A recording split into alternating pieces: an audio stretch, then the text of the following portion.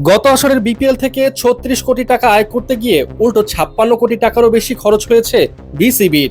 চারিদিকে যখন গ্ল্যামার আর ফ্রাঞ্চাইজি ক্রিকেটের ঝনঝনানি, তখন আমাদের বিপিএল কি কেবলই এক তলাবিহীন ঝুড়ি হয়ে দাঁড়িয়েছিল সর্বশেষ আসরে? প্রতিবেশী দেশের আইপিএল যেখানে পাহাড় সমান টাকা গড়ছে, সেখানে বিপিএল যেন বিসিবির গলার কাটা। মাঠের লড়াইয়ে ৪ ছক্কার ধুমধারাক্কা থাকলেও পর্দার আড়ালে বিসিবির ক্যাশ বক্স কেবল খালিই হয়েছে। লাভের গুড় সব পিঁপড়ায় খাচ্ছে, নাকি অব্যবস্থাপনার গর্তে সব টাকা তলিয়ে গিয়েছে? সেই প্রশ্নই এখন ক্রিকেট পাড়ায়। বিসিবির সাম্প্রতিক এক নথি থেকে জানা গেছে, গত আসরের বিপিএল ছিল বিসিবির জন্য লস প্রজেক্ট।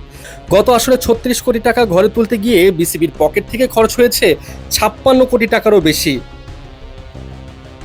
হিসাব কষলে দেখা যায় মাত্র এক আসরেই গচ্চা গেছে প্রায় ২০ কোটি টাকা। আশ্চর্যের বিষয় হলো, এই বিশাল ব্যয়ের বড় একটা অংশ গেছে চট্টগ্রাম রয়্যালস নামক একটি ফ্রাঞ্চাইজি চালাতে, নিয়ম অনুযায়ী যা মোটেও বোর্ডের কাজ ছিল না।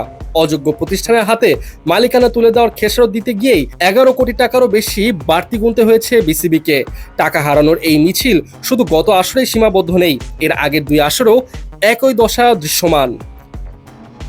বিপিএল এর ১১তম আসরে ক্ষতি হয়েছে প্রায় ১৪ কোটি টাকারও উপরে। সেবার ৭০ কোটি টাকা ব্যয় করেও আয়ের ঝুলি ছিল অনেক ছোট।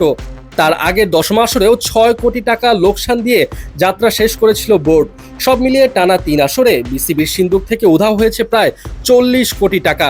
টিকিট বিক্রি, টিভি সত্ত্ব আর স্পন্সরশিপ থেকে যা এসেছে, তার চেয়ে কয়েক গুণ বেশি টাকা খরচ হয়েছে টুর্নামেন্ট টিকিয়ে রাখতে। এই যখন অবস্থা, তখন বিপিএল এর ভবিষ্যৎ নিয়ে খোদ বর্তমানের প্রেসিডেন্টই যেন ত্যক্ত বিরক্ত।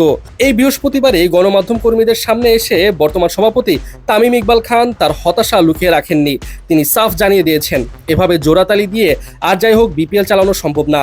অব্যবস্থাপনার বেড়াজালে আটকে থাকা এই টুর্নামেন্টকে ঢেলে না সাজালে সামনে ক্ষতির অঙ্কটা যে আরও বাড়বে তা বলার অপেক্ষা রাখে না।